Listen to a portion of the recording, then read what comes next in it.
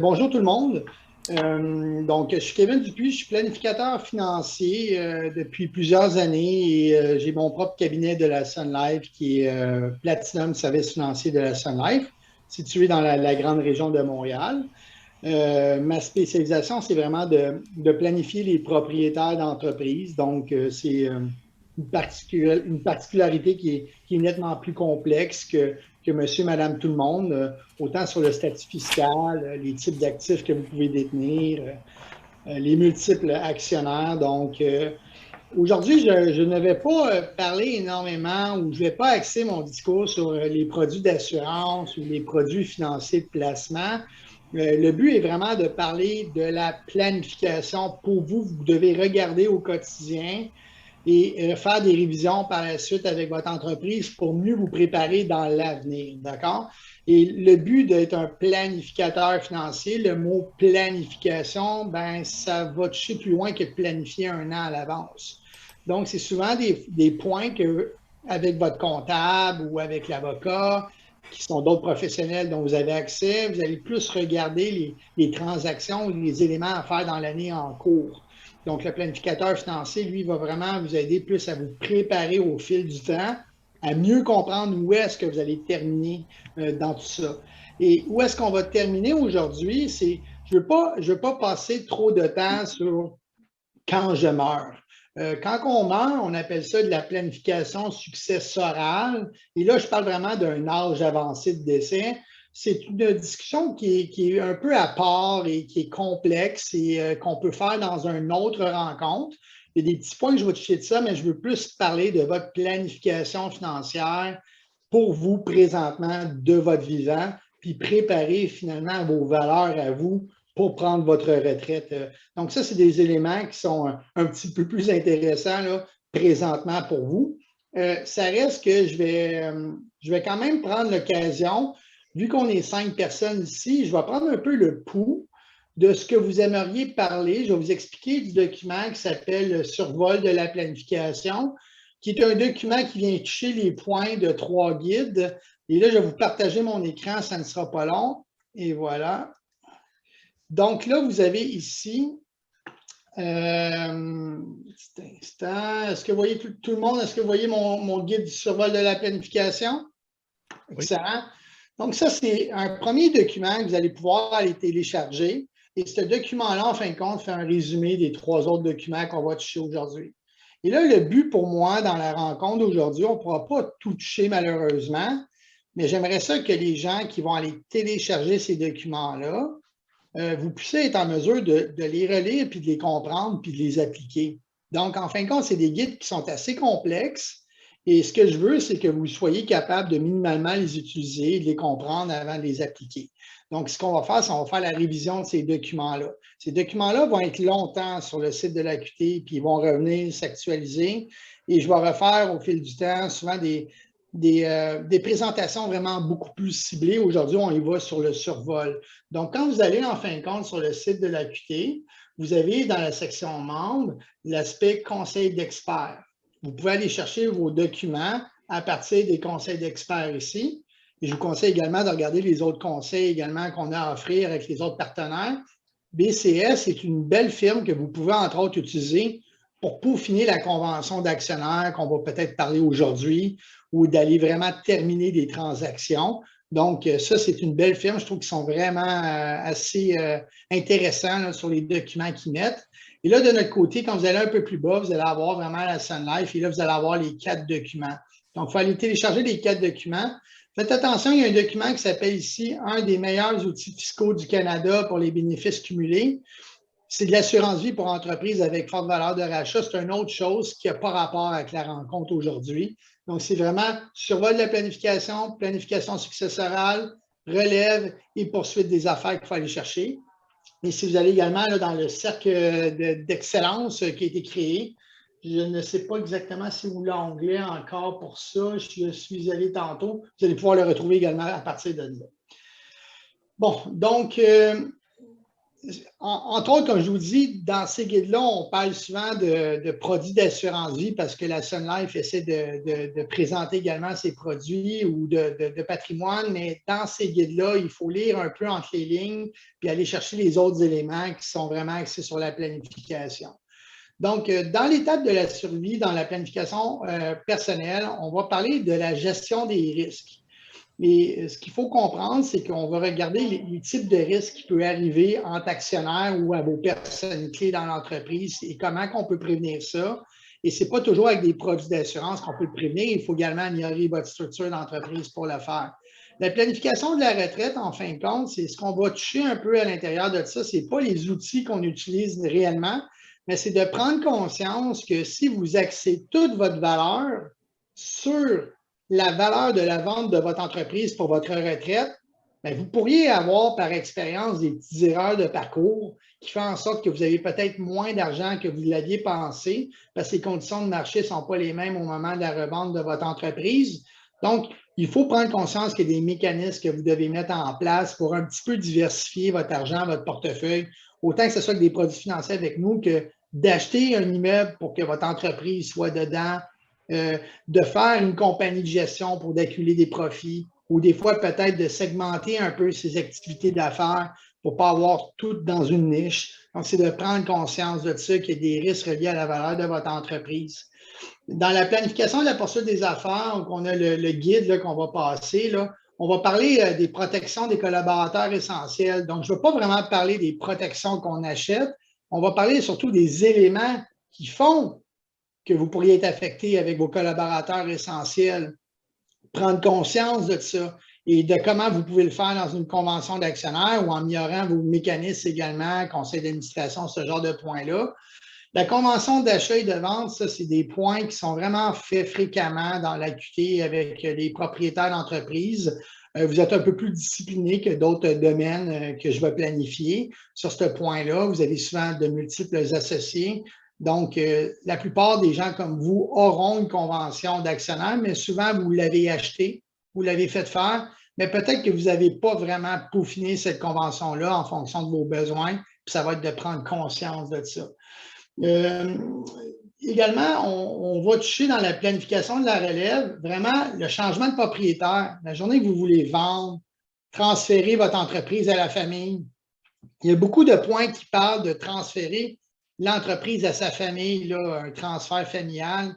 Mais en réalité, on va l'aborder surtout sur un point de transférer son entreprise simplement à d'autres actionnaires qui sont la relève dans votre entreprise. Donc ça, c'est important. Que ce soit la famille ou des excellents employés que vous avez depuis longtemps, il faut mettre des processus en place qui vont vous permettre de les conserver, ces gens-là, mais aussi également de protéger la valeur de votre entreprise à votre vente, puis d'être capable avec quelqu'un comme moi de savoir à quoi qu'on pourrait s'attendre de revenus de votre entreprise si on fait une belle planification de relève puis qu'on transfère ça, au lieu de dire, ben, une année avant ma retraite, je vais me trouver un acheteur. Donc, ça, c'est peut-être un scénario qui est plus risqué pour vous, pour la planification de votre retraite. Comment faire la transition de ça? Et dans le document de planification successorale, on va parler testament. Je ne prendrai pas beaucoup de temps là-dessus. Aujourd'hui, je ne vais pas parler énormément du décès. Planification fiscale, c'est vraiment de prendre conscience qu'il faut améliorer sa structure d'entreprise, compagnie de gestion, fiducie, compagnie opérante. Ces éléments-là, souvent, les gens comme vous vont dire « Ah, je vais faire ça plus tard ». Mais je vais essayer de faire en sorte de vous réveiller à dire « Il faudrait peut-être que je trouve mieux ça aujourd'hui pour comprendre les avantages à long terme ». Et ça ne sert à rien, en fin de compte, de payer quelque chose très cher à la fin, quand vous pourriez payer peut-être moins cher maintenant pour une meilleure structure, puis avoir aussi des bénéfices là, durant la croissance de votre entreprise au lieu que profiter d'une structure au final. Et des fois, les gens ont beaucoup de questions sur les fiducies. Si on a du temps, on parlera un peu de ça, là, démystifier la fiducie familiale et les avantages pour vous, concrètement, du vivant, puis pas toujours au décès. Est-ce que tout le monde, vous pourriez ouvrir vos micros ou sinon mettre des commentaires? J'aimerais savoir le pouls aujourd'hui, qu'est-ce qui vous intéresse un peu plus là-dedans? La planification de la relève ou comment planifier ça? L'élaboration des risques? Qu'est-ce qui vous touche un peu plus là-dedans? Je t'écoute, Martin. Moi, pour commencer, ça serait probablement les deux sujets du milieu, avec une légère préférence pour la planification de la relève. Planification des relèves, Ouais. d'accord.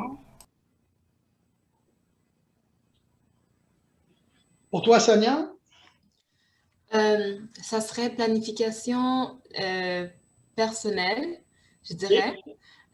Et aussi, comment je pourrais dire, fiscale aussi, parce que je ne m'y connais pas trop là-dedans. Et donc, voilà. Parfait. Thierry, est-ce que tu peux m'aider là, dans le déroulement, voir s'il y a des gens qui auraient peut-être commenté sur le chat? Jean, de ton côté? Même chose que Martin, planification, poursuite des affaires et relève. OK, excellent. J'ai Georges ici, Kevin, qui s'intéresse à la poursuite des affaires. Poursuite des affaires, d'accord, plus sur ce point-là. OK. N'hésitez pas, Georges, là, pour prendre la parole aussi si vous le souhaitez. Là, Kevin, ça lui fera un plaisir de répondre à vos questions. Là. Ça fait plus interactif également. Excellent. J'ai l'avantage de bien connaître ma planification, donc je peux m'ajuster assez rapidement. Est-ce que Simon, lui, avait un petit commentaire à faire ou on continue? Non, on continue, parfait, excellent. Je vais juste refermer de mon côté la vision. Parfait.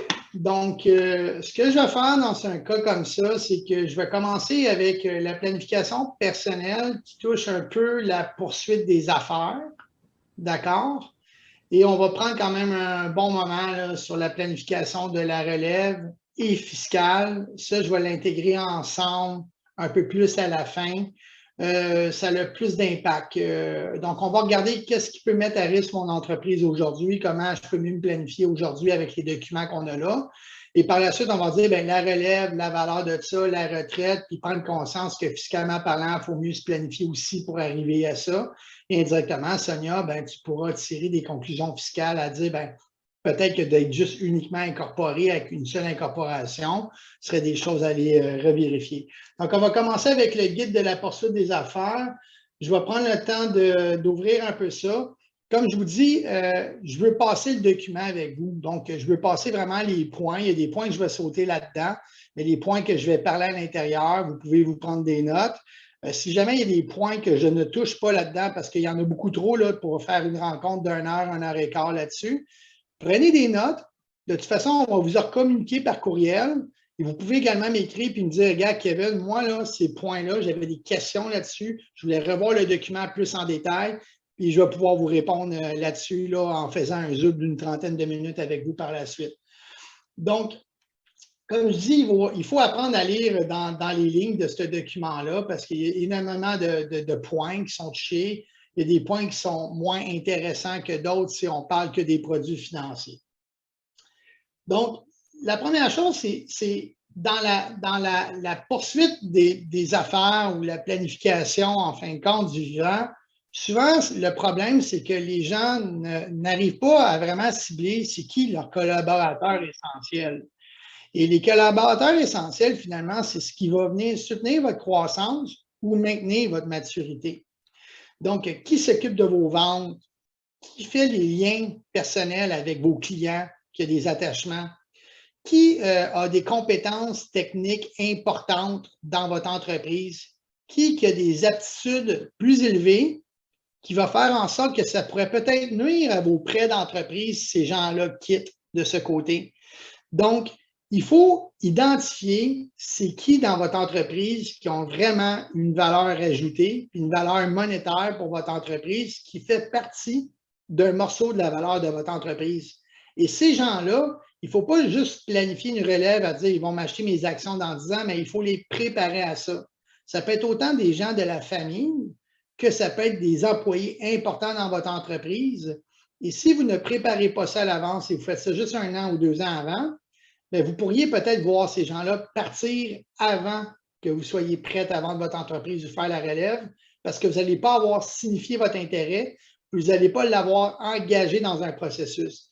La meilleure façon d'avoir des flux de trésorerie ou avoir des revenus de votre retraite qui sont assez certains, c'est de préparer la vente de votre entreprise et c'est prouvé que de le faire dans une relève interne de l'entreprise, il y a moins de risques à perdre la valeur de votre entreprise à la retraite que de dire je vais essayer le tout pour le tout puis mettre ma maison sur le marché le temps que je vais vouloir déménager. D'accord?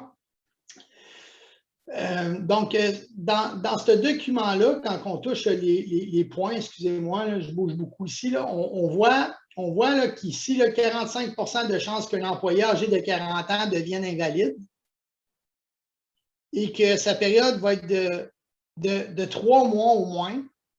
Donc, il y a 45% de chances que quelqu'un de 40 ans ait une invalidité d'au moins 3 mois avant l'âge de 65 ans. Et sa durée moyenne va être de 3 à 4 ans. Ça, ce que ça fait prendre conscience, c'est que vos collaborateurs essentiels, vos personnes clés, il y a des fortes chances qu'il y ait des problèmes de santé en cours de route et que ça vienne bouleverser vos plans. Donc, souvent, vous allez dire, ben, je vais me protéger moi, je vais me prendre de l'assurance salaire, invalidité, ou je vais me faire un fonds d'urgence. Mais il faut aussi garder en tête qu'il peut y avoir ces risques-là avec vos collaborateurs essentiels et qu'il faut préparer ça également. Et si vous êtes quelqu'un ou une entreprise qui a beaucoup de prêts ou de financement pour assumer une croissance d'entreprise, ça peut venir tout chambouler vos plans avec également le banquier sur vos marges de crédit. Donc, il faut vraiment cibler ça. Écoute, si chacune de ces personnes-là est invalide durant 3 ans de temps, c'est quoi l'impact que ça a? Ça a un impact maintenant, mais mettons que vous êtes à 3 ans de prendre la retraite, ça aura un impact encore pire sur la valeur de votre entreprise. Imaginez que vous avez un impact comme ça avec quelqu'un, puis que vous aussi, vous avez un problème de santé. Comment vous allez retransmettre ou vendre votre entreprise en s'assurant que la personne qui achète ça, il y a une continuité des bénéfices? Donc, souvent, quand je vais faire des conventions d'actionnaires avec des associés, des actionnaires, ils vont toujours penser, oui, mais si je meurs, combien ça coûte racheter les actions? Moi, je suis beaucoup plus focusé sur c'est quoi la valeur de chacune des personnes clés. Et chacune de ces personnes clés-là, s'ils meurent, même si on rachète les actions, est-ce qu'on leur rachète les actions d'une entreprise qui vaut 3 fois moins par la suite ou qui ne donnera pas les mêmes revenus? Donc, il faut couvrir ce risque-là. Mais ce que les gens ne prennent pas conscience, c'est que les risques du vivant, autant de santé ou que la personne parte, sont nettement plus grands que les risques de décès d'ici 65 ans. Mais dans les conventions d'actionnaires ou dans les plans stratégiques des gens, c'est quelque chose qui est très négligé. Il n'y a pas de plan d'urgence, ce n'est pas clair, où les gens n'ont pas pris le temps de diversifier leurs ressources, ou ils ont des employés qui font des tâches beaucoup trop précises, qui sont uniques à pouvoir le faire, et ça devient un problème névralgique de ce côté. Donc, on va aller à la deuxième page. Donc, quand il faut quantifier la valeur de perdre quelqu'un, c'est là que ça devient un peu compliqué. Donc, il faut regarder, c'est quoi mon coût de rechercher, de recruter quelqu'un? Et le coût de rechercher puis recruter quelqu'un, ça va au-delà de dire je vais prendre une firme puis payer 15 000 $. C'est est-ce que ça peut me prendre 1 an, 2 ans, 3 ans à avoir cette personne-là? Et ce serait quoi l'impact sur les bénéfices de l'entreprise? N'oubliez pas, les bénéfices de votre entreprise, il finit dans votre fonds de retraite en fin de compte. Donc, à partir de là, il faut prendre conscience et c'est quoi le coût vraiment de retrouver quelqu'un et qu'est-ce que je perds comme revenu d'ici là. On parle de la baisse de productivité ou des revenus. Je ne sais pas si les gens on le font fréquemment, mais moi, par expérience, en faisant que des propriétaires d'entreprise, je vois que c'est souvent un élément qui a été oublié. Donc, on voit beaucoup d'assurance sur les actionnaires, mais on voit très peu d'assurance sur les personnes clés qui ne sont peut-être pas actionnaires. Donc, ça, pour moi, ce que ça me donne comme idée, c'est que finalement, il n'y a pas vraiment de plan pour les employés clés. Là, je ne parle pas juste des assurances, c'est que le fait qu'ils n'en prennent pas, c'est un indicateur quand même assez élevé, mais le fait qu'ils n'en prennent pas d'assurance, ça veut peut-être me dire aussi qu'il n'y a pas d'autres plans également pour ces gens-là. Certains fournisseurs, est-ce que certains fournisseurs seraient enclins à vous donner les mêmes conditions pour votre entreprise s'ils savent que la personne qui travaille avec depuis 4 ans n'est plus là? Peut-être pas. Est-ce qu'également, il y aurait des augmentations sur vos frais financiers? Est-ce que vous auriez, admettons, la diminution d'une marge? Est-ce que vous auriez de la misère à rencontrer des objectifs? Est-ce que vos marges sont extrêmement conditionnelles à des révisions trimestrielles ou biannuelles ou des missions d'examen à chaque année ou que là, votre marge de crédit pourrait fondre de moitié puis vous le savez, vous avez des ratios à respecter. Donc, dans ce cas-là, ces ratios-là à respecter, bien, les personnes clés en dessous vous permettent de les respecter. C'est vraiment important. Donc, les plus grands risques qu'on va voir en fin de compte sur les employés du vivant, là, et on parle de santé, c'est l'invalidité, c'est l'incapacité de pouvoir travailler, mais souvent également la maladie grave. Et la maladie grave, ça, c'est des points comme quelqu'un fait une crise cardiaque ou quelqu'un a un cancer soudain. Cette personne-là va tout simplement, c'est pas comme une invalidité qui vient tranquillement ou que la personne est en dépression, mais qu'on peut quand même communiquer avec elle. Mais quand il y a des maladies graves là, assez sévères qui arrivent, vous perdez la personne du jour au lendemain. Ça revient quasiment à dire que la personne, elle est décédée de ce côté. Donc, à partir de là, ça prend les reins solides pour fournir ça. Soit vous y allez avec des produits d'assurance ou sinon, vous avez quand même besoin d'un flux de trésorerie ou d'argent d'accumuler qui est plus important. Donc là, dans des techniques comme nous, on va faire les planificateurs, bien, on va vous apprendre peut-être à épargner dans une compagnie de gestion au lieu d'aller dans des REER, dans des CELI. Parce que dans la compagnie de gestion, vous épargnez avant impôt personnel. Puis vous avez toujours la possibilité de prendre cet argent-là, même si elle est investie, bien, de la reprendre et de la réinjecter dans votre entreprise. Donc, d'avoir une compagnie de gestion avec des reins solides devient conséquemment un deuxième fonds d'urgence qui peut mieux soutenir votre entreprise. Donc, moi, je préconise toujours l'accessibilité de l'argent de mes clients et les trucs comme les REER, les régimes de retraite individuels, les conventions de retraite, c'est plus des choses que je vais mettre en place en fin de parcours quand on sait que la pérennité est pas mal assurée. Et là, on est certain qu'en allant mettre cet argent-là dans ces outils-là, bien, qu'on n'aura pas besoin d'aller le rechercher pour ce type de problématique-là. Donc, d'avoir accès à son argent en tout temps, il y a des moyens de le faire avec un planificateur financier, mais c'est également de prendre conscience que quand vous faites des investissements dans votre entreprise ou vous aimez acheter de l'immobilier dans votre compagnie de gestion, mais si votre argent est trop 100% investi dans des actifs qui sont difficiles à les récupérer avec des engagements de ratio et de prêts avec la banque, bien, finalement, vous vous mettez à risque également de ce côté. Donc, souvent, vous allez investir dans des projets d'affaires, on va ouvrir une nouvelle branche, mais c'est quoi le retour sur investissement de ça réel, si on met ça sur 10 ans?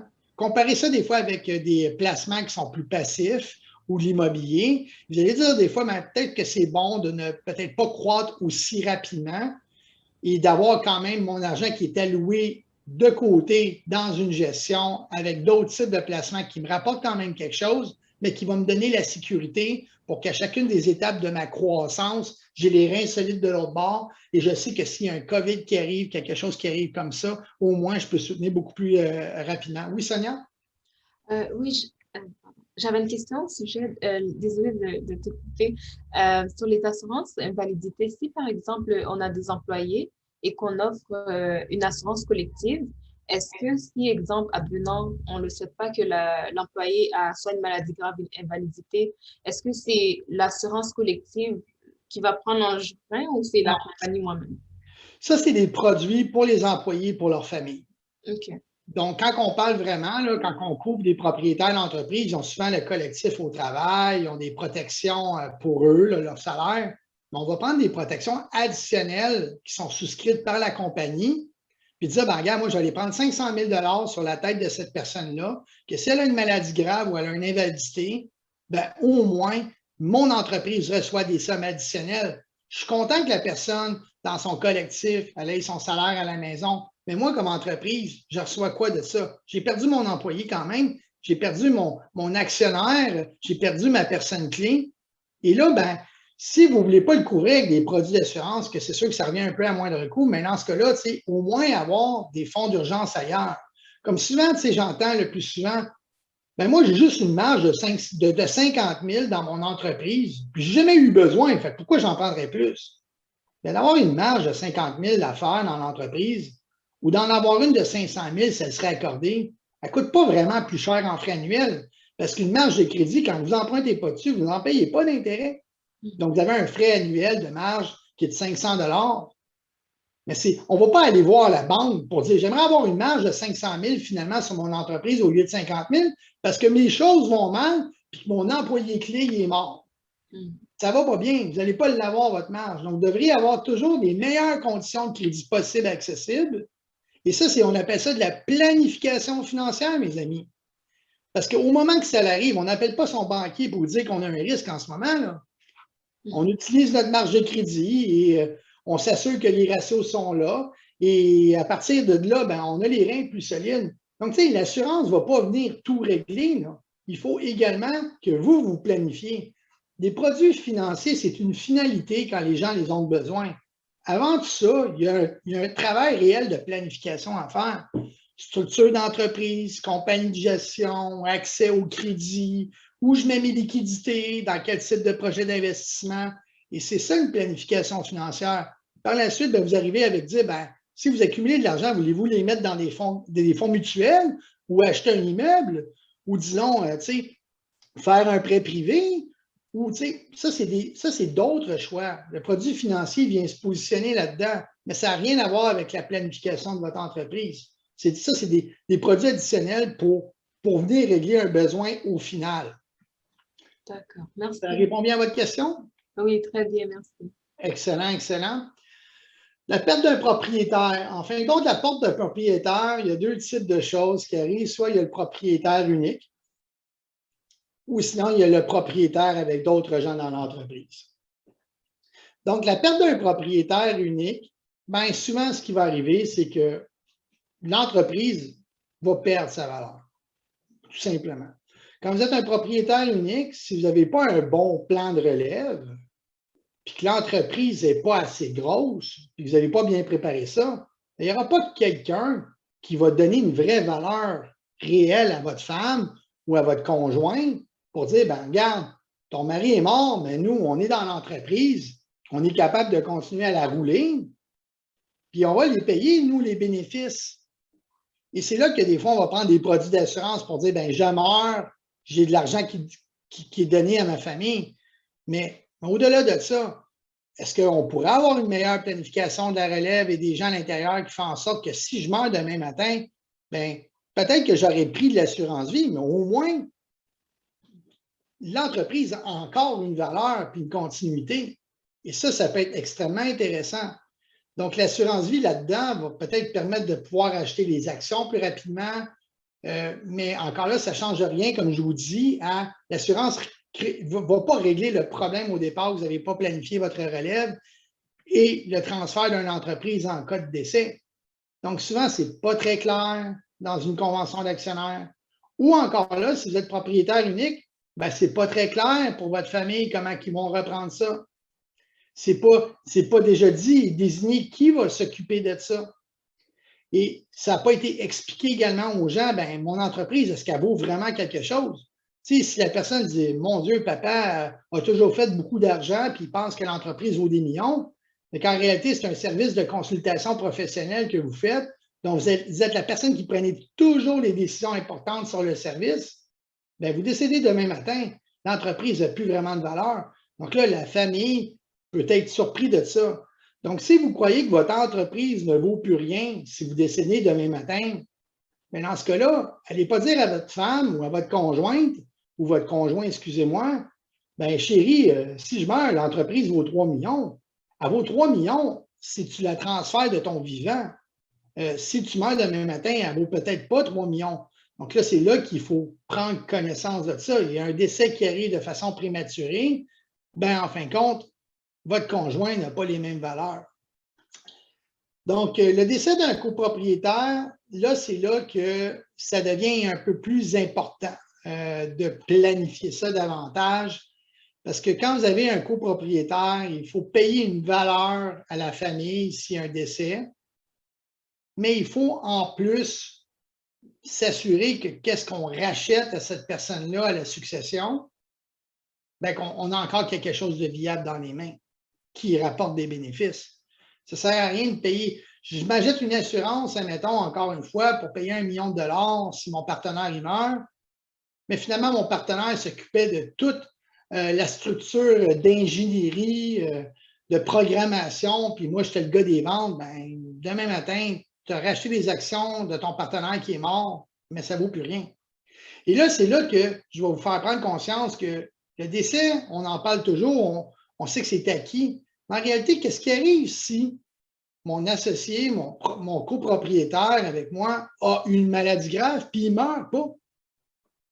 mais que ça fait 5-6 ans qu'il est en traitement de cancer, ben ça prend un plan pour ça du vivant. Et ce que je dois vous dire, mes amis, c'est que ça arrive beaucoup plus que le décès, ça, avant 65 ans. Donc, c'est là votre vrai risque.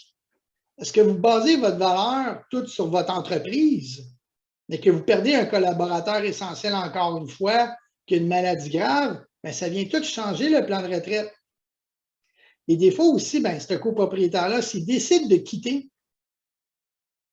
puis il faut le racheter. Est-ce que vous avez mis tout votre argent dans des REER? Comment vous allez les racheter avec des REER, votre associé? C'est des bonnes questions à se poser. Donc, souvent, vous allez avoir une planification, vous allez dire, ben moi, je planifie mon avenir personnellement, je prends des REER, des CELI, tout ça. Mais en fin de compte, il faut toujours le faire conjointement avec l'entreprise. Un planificateur financier qui fait des propriétaires d'entreprise va vraiment toujours prendre tout ensemble. Vous ne pouvez pas travailler en silo parce que ça ne fonctionnera pas. Il faut vraiment avoir une stratégie globale, toujours considérer que votre entreprise, c'est une autre forme de placement également, mais c'est un placement que vous devez constamment alimenter avec des activités physiques, mentales. Donc, c'est un placement actif, tandis qu'un fonds mutuel, c'est un placement qui est passif, qu'on n'a rien à faire. Ça ne génère pas les mêmes revenus, c'est certain. Les risques ne sont pas les mêmes. Donc, le bouleversement occasionné par un décès ou une maladie grave, bien là, vous devriez prendre ce guide-là et commencer à calculer. Calculer puis dire, regardez, je dois racheter les parts des héritiers, admettre les héritiers dans l'entreprise, admettre dans l'entreprise les tiers qui ont racheté la part du propriétaire décédé. Quel type d'option se qualifie mieux pour moi dans mon entreprise? Puis là, ben, il faut prendre son pouce puis dire, la convention d'actionnaire, si je n'en ai une, elle reflète-tu la réalité de mon entreprise? Vous me comprenez? Donc, les conventions d'achat et de vente, là, vous devriez pousser ça davantage que juste dire une clause shotgun, je meurs, il meurt, on rachète. Puis si on doit signer des chèques de plus que 25 000, les deux, on doit signer. Vous devriez vraiment en profiter. Parce que quand quelqu'un est gravement malade et qu'il doit quitter, cette personne-là n'est plus rationnelle, votre partenaire. C'est comme quelqu'un que vous pitchez en plein milieu de l'océan. Même si cette personne-là, c'était votre meilleur ami, son instinct de survie, ça va être de se mettre sur vous puis de vous caler la tête pour que lui, il survive. C'est l'instinct de survie de ce côté. Donc, vous ne pouvez pas prétendre que votre meilleur associé va se comporter adéquatement dans un problème grave du vivant ou que sa famille en cas de décès. Donc, il faut vraiment prévoir ces choses-là puis mettre des conditions. La plus grosse erreur que je vois dans une entreprise avec les conventions d'actionnaires, c'est qu'il y a une belle page à la fin qui dit que vous devriez regarder la valeur marchande de votre entreprise à chaque année, puis vous mettre d'accord entre les actionnaires. Mais cette page-là est vide depuis 10 ans. Tandis que si vous feriez l'étape à chaque année avec vos associés, dire combien ça vaut l'entreprise, puis on se met-tu d'accord là-dessus, puis on le calcule-tu avec une technique qu'on a prise, puis qu'on peut différer de cette technique-là si tout le monde, on signe la convention d'actionnaire à chaque année, la section de la valeur, on évite beaucoup de problèmes. Ça permet de tout le monde d'avancer dans la même direction. Donc, une convention d'actionnaire, elle dort beaucoup trop longtemps. Tout comme vous savez, quand vous êtes incorporé, vous avez un conseil d'administration, président, trésorier. Ça, on a ça sur le registre d'entreprise du Québec. Et il faut le faire, ça, cet exercice-là annuellement. Là. On va avancer un petit peu plus rapidement. Je ne veux pas passer trop de temps non plus dans ce document-là parce que je sais qu'il y a certaines personnes, là, comme Jean et Martin, qui veulent aussi regarder la relève. Mais vous voyez que tout ça, c'est un ensemble. Donc, il y a aussi souvent des points que les gens oublient dans les conventions d'actionnaires, c'est les ruptures de mariage. Votre associé, est-ce qu'il est en société de quai, s'il est marié, ou il est en séparation de biens? Bien, s'il est en séparation de biens, son incorporation lui appartient, ses actions. S'il n'est pas en séparation de biens, il est en société de quai, il faut qu'il split ça en deux, là. Est-ce qu'on a les liquidités? Est-ce qu'il est capable de me racheter? Si on n'est pas capable de le faire, est-ce qu'on a des bonnes conditions? Ça marche comment, là? Aller voir quelqu'un pour se faire acheter les actions? Donc, ça, c'est souvent des questions qui sont oubliées. Donc, tu sais, vous ne pouvez pas tout prévoir. Donc, c'est là que vous devez avoir des spécialistes, un avocat, un comptable, un planificateur financier aussi qui va s'assurer que tout ça a du sens. Puis il faut la lire, cette convention-là. Puis cette question-là, si vous ne le savez pas avec votre associé, puis vous savez qu'il est marié, vous devriez poser la question cet après-midi. Excellent. Les options de financement dans une convention d'actionnaire, en fin de compte, vous avez la possibilité d'emprunter les fonds. Par contre, c'est quand c'est un associé qui emprunte des fonds pour acheter les actions de l'autre, bien, ces fonds-là, il devra les rembourser avec de l'argent après impôt. Donc, c'est quand même assez onéreux. Sinon, il y a des émissions de billets AA qui disent, ben, écoute, on vous doit de l'argent, on vous émet un billet qui dit ça, puis on va vous payer tranquillement au fil du temps. Est-ce que ça convient? Sinon, vous pouvez utiliser les bénéfices de l'entreprise pour acheter des actions. Là, on parle autant du vivant que du décès, mais des fois, ces bénéfices-là sont déjà alloués dans des projets de croissance. Donc là, il faut revenir en fin de compte avec ce petit guide-là. Vous êtes où, là, vous, là, dans votre entreprise? Parce que si vous êtes en croissance, ne comptez pas sur vos bénéfices pour acheter un associé. D'accord? Et bien entendu, bon, il y a l'utilisation de l'assurance vie qui va pouvoir le faire, mais l'assurance vie ne réglera pas un problème du vivant de votre associé. Ça ne réglera pas un problème qui veut juste partir parce qu'il est tanné de faire ce travail-là puis qui va aller dans un autre domaine. Il n'y a pas une assurance au monde qui peut couvrir le risque que votre associé veut faire autre chose dans la vie. Donc, il faut le prévoir, ça. Il y a différents types de façons de racheter les actions quand quelqu'un décède. Il y a le rachat croisé par les actionnaires. Il y a le recours au rachat croisé, mais que c'est la société qui rachète les actions et qui les redistribue par la suite.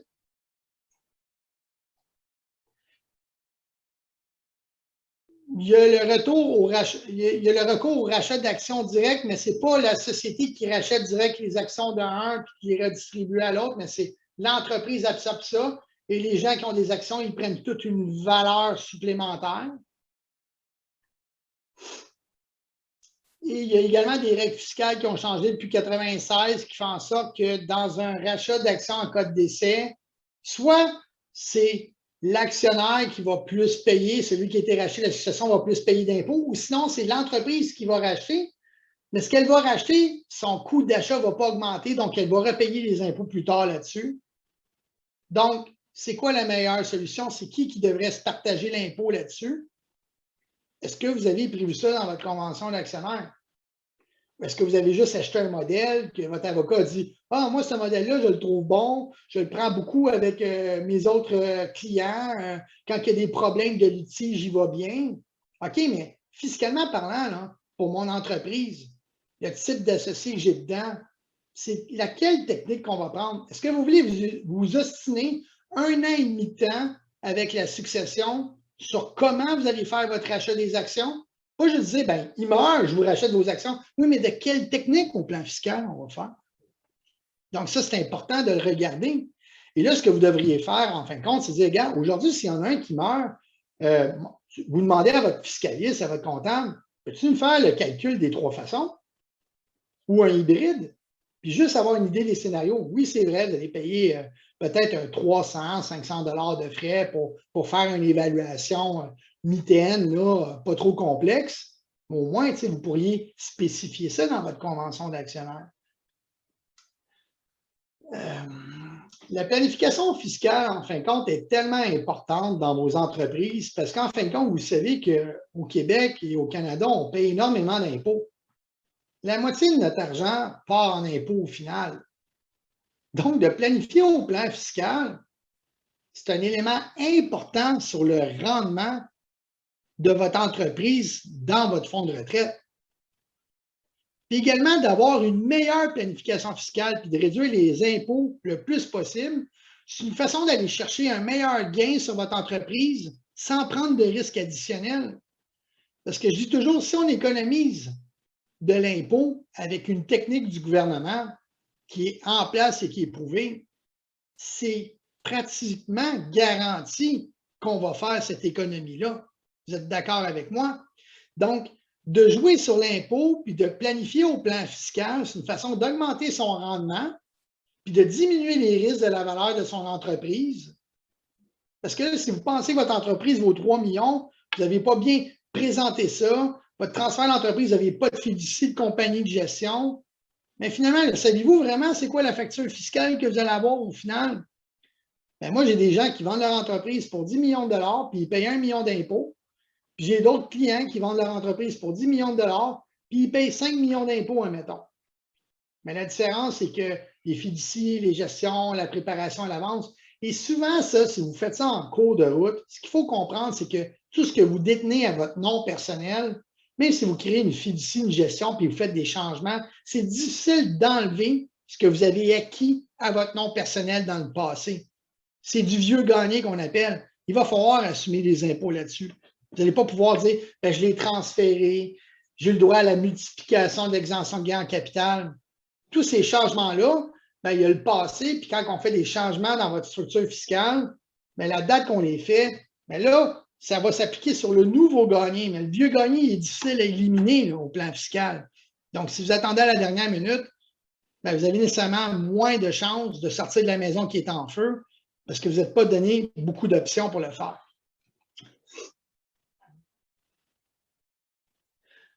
Donc, la société de portefeuille, autant la société de gestion de portefeuille, autant dans les rachats d'actions, dans la distribution des bénéfices, dans la vente de l'entreprise, va avoir un rôle important en planification.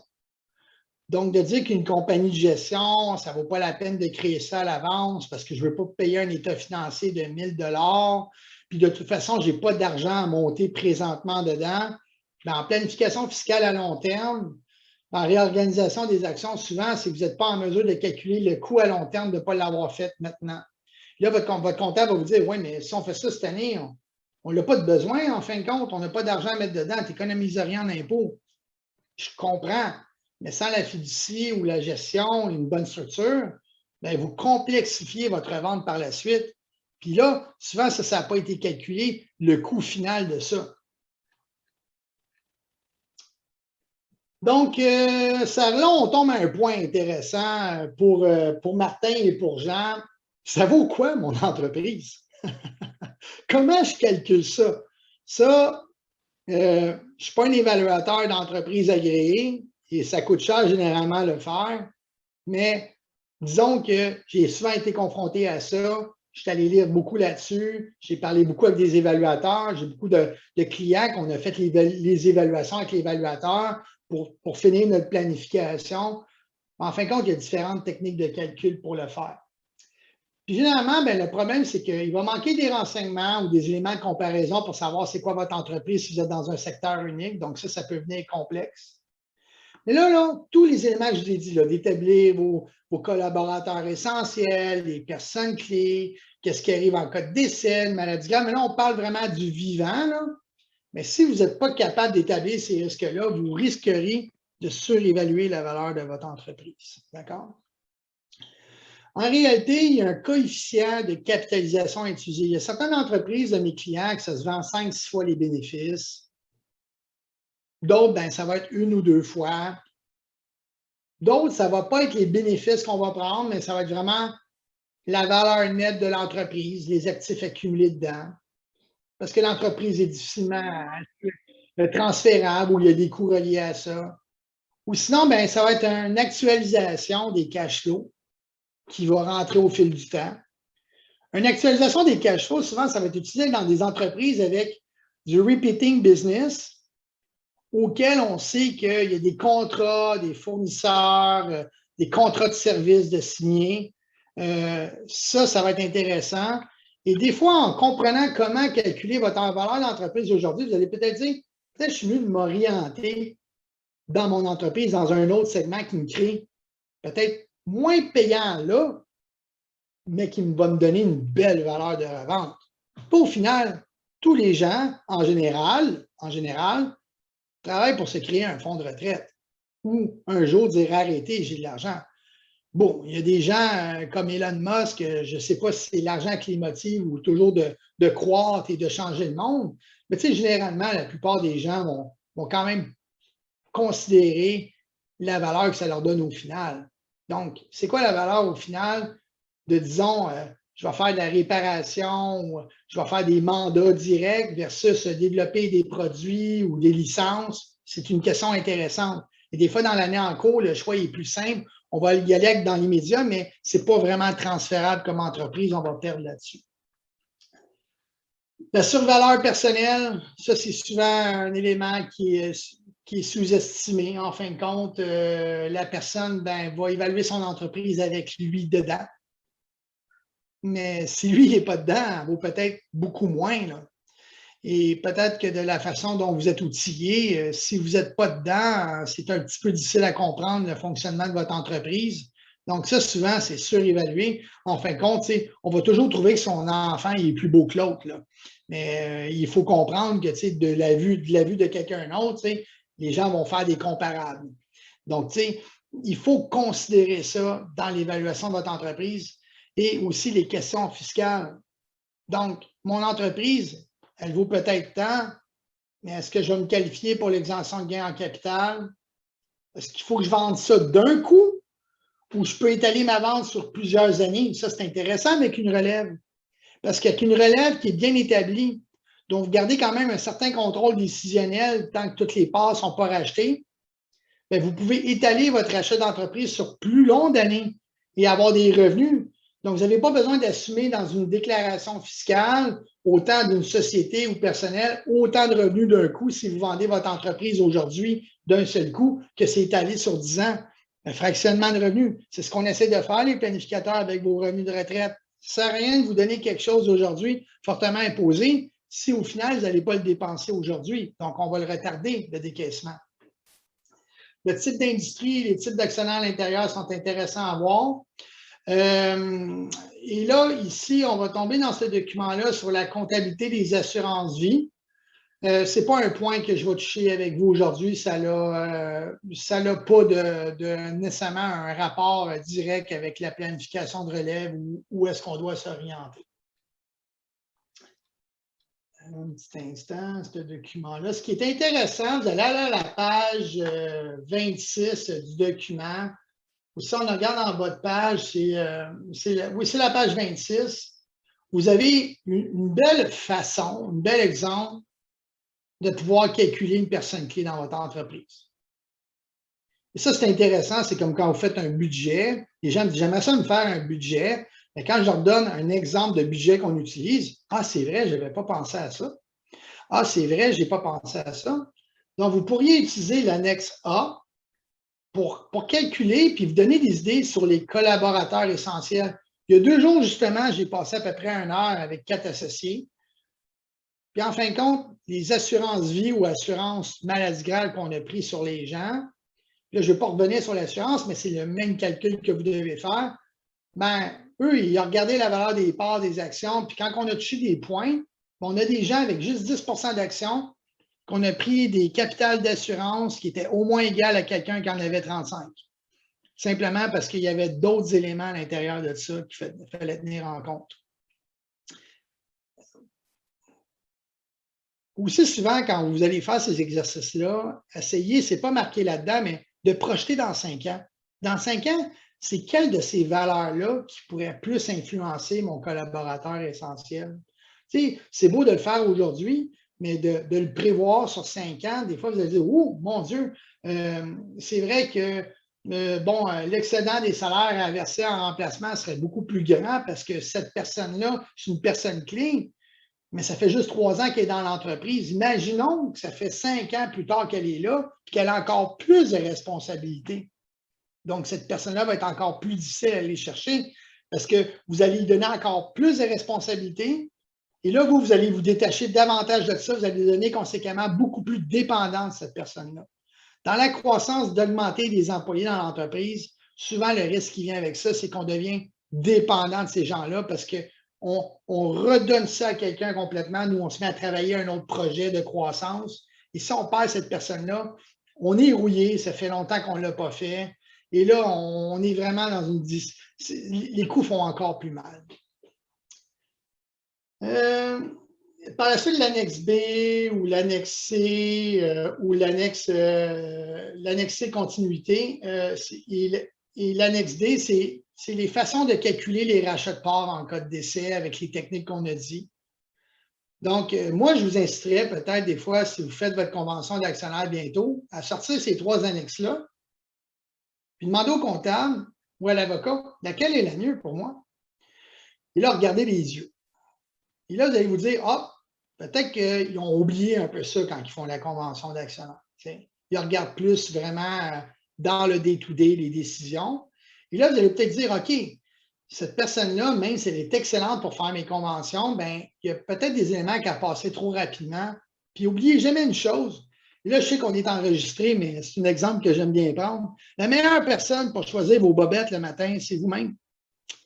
Et personne n'a la même. Personne a 25 paires de bobettes qui est la même. Donc, tu sais, ultimement, il faut veiller à vos arrières, messieurs, mesdames, puis vous assurer que votre convention d'actionnaire, il y a des points qui ont été touchés là. Et c'est là l'avantage de ces guides-là. C'est que quand vous allez voir vos professionnels puis que vous avez lu ce genre de guide-là, bien, il semble que vous êtes un peu plus renseignés et que vous avez des points à apporter, donc ils vont être plus vigilants, puis ils vont prendre plus le temps de regarder le dossier en détail. Et là, il faut apporter votre grain de sel à l'intérieur de ça. Il n'y a rien que je déteste le plus quand un de mes clients me dit « Kevin, ça fait tellement longtemps qu'on travaille ensemble, je te fais une confiance aveugle. » Vous ne devriez jamais faire ça. La confiance aveugle, ce n'est pas que la personne va vous frauder ou pas.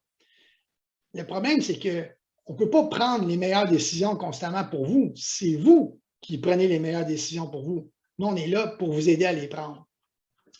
Donc, ça, oui, allez-y. Kevin, c'est Thierry. Si tu me permets, tout à l'heure, tu parlais justement là, de la valeur nette de ton entreprise, comment on est en mesure de déterminer les différents volets de notre entreprise. Puis avec ce que tu dis, qui c'est la meilleure personne justement pour prendre des décisions, c'est nous-mêmes. Donc, il y a toute une question de jugement qui est à travers de tout ça. Quand on est une entreprise technologique comme ceux qui sont ici aujourd'hui, comment peut-on déterminer à l'intérieur même de notre entreprise, quelle est la plus grande valeur de notre organisation? Je donne souvent l'exemple, moi de mon côté, d'une entreprise de cosmétiques où ici au Québec, ça n'a pas nécessairement ou au Canada le même impact que ça peut avoir en Europe, par exemple. Donc, pour une entreprise technologique, quel volet serait le plus intéressant à mettre de l'avant pour bien déterminer la valeur de l'entreprise? Bon, mais c'est certain que dans la technologie, on va voir un peu plus ça, mais ça reste qu'il y a des secteurs différents dans la technologie. J'ai un certain client, entre autres, qui est un gros fournisseur d'appareils informatiques. Donc, c'est sûr qu'il y a des collaborateurs essentiels à l'intérieur de ça, mais les ventes, les produits offerts, les deals qui sont signés pour les fournisseurs ont des éléments plus importants. Mais quand on parle d'entreprise qui dit, nous, on vous fait le virage technologique, on prend une entreprise qui était en papier avec des vieux fonctionnements, on l'emmène dans du Salesforce, mettons, on réorganise ça, les gens peuvent faire du télétravail. Là, on parle carrément d'une entreprise que vos vrais actifs, votre produit, c'est votre personnel. Là. Et là, c'est sûr que l'évaluation des collaborateurs essentiels, tout ça, va être un élément beaucoup plus important dans la valeur de votre entreprise. Et c'est difficile à répondre à la question de Thierry parce que ça dépend vraiment de certains types d'entreprises. Moi, je suis également partenaire de l'Association des constructeurs du Québec, de la région métropolitaine en planification. Je fais également beaucoup de gens de la construction. Puis en ce moment, il y a beaucoup d'entreprises de construction qui se vendent cher, pas parce qu'elle est très rentable, c'est qu'il y a 45 plombiers dedans, puis que l'autre entreprise a besoin de plombiers.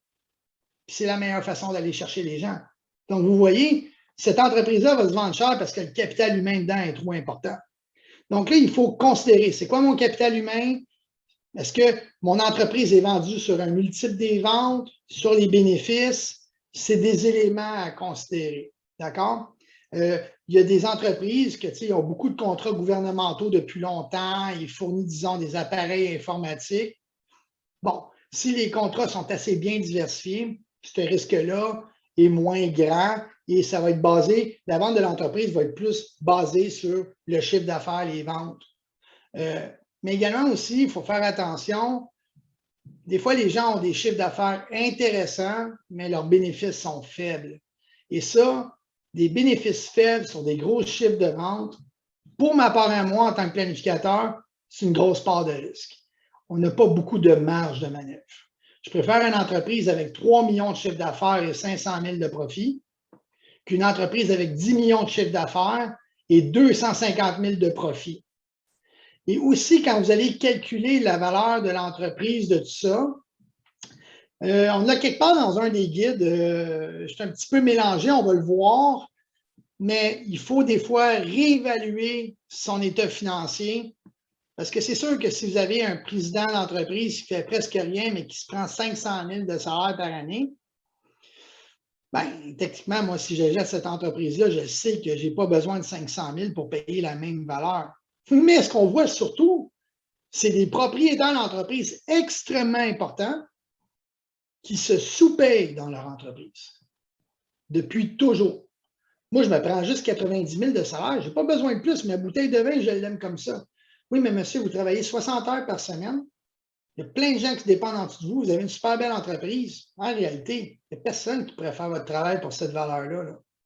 Donc, ça, conséquemment, si vous dites, bien, mon entreprise, elle fait 100 000 de profit, j'ai un chiffre d'affaires de 900 000, puis je me paye 60 000 de salaire, en réalité, votre entreprise, elle ne fait pas vraiment de profit. Parce que vos profits, vous les sacrifiez, en fin de compte. Absolument. Donc, en résumé, c'est que nos On propriétaires. pas 5 fois les profits de 100 000, ça va pas 100 000, c'est sûr. Nos propriétaires ici doivent justement se questionner, à voir qu'est-ce qui a plus de valeur pour eux au sein de leur organisation en fonction des différents états financiers.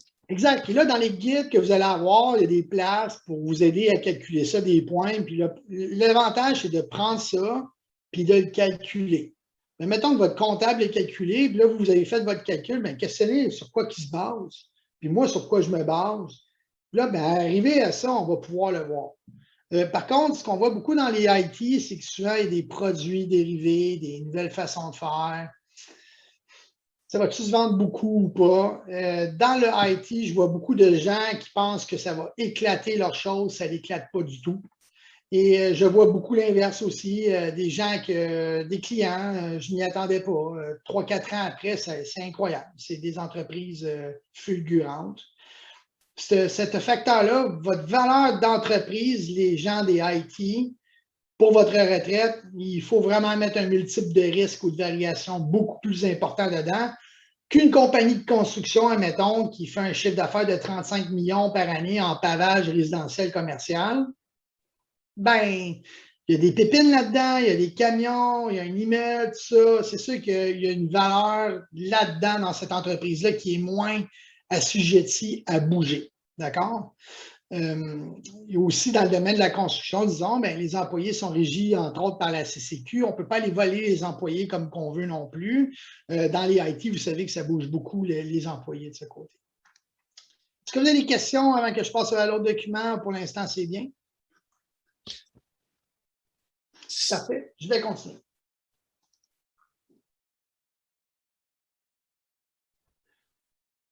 Heureusement ou malheureusement, ce document-là de la planification de la relève, je trouve qu'il est très axé sur la relève de la famille. Mais en réalité, enlevez le mot de famille et quand vous voyez membre, prenez pas le mot membre de la famille, prenez membre de mon entreprise. Puis vous allez vous rendre compte que c'est pas mal la même chose. D'accord? Donc, si vous, c'est une planification de relève d'entreprise pour la famille, tant mieux. Vous n'avez pas besoin d'enlever le mot famille et mettre collaborateur essentiel, mais en réalité, ce document-là, personnellement, je trouve qu'il revient pas mal au même, que ce soit la famille ou pas. C'est juste qu'il y a des éléments dans la famille qui, des fois, sont irrationnels à considérer. D'accord?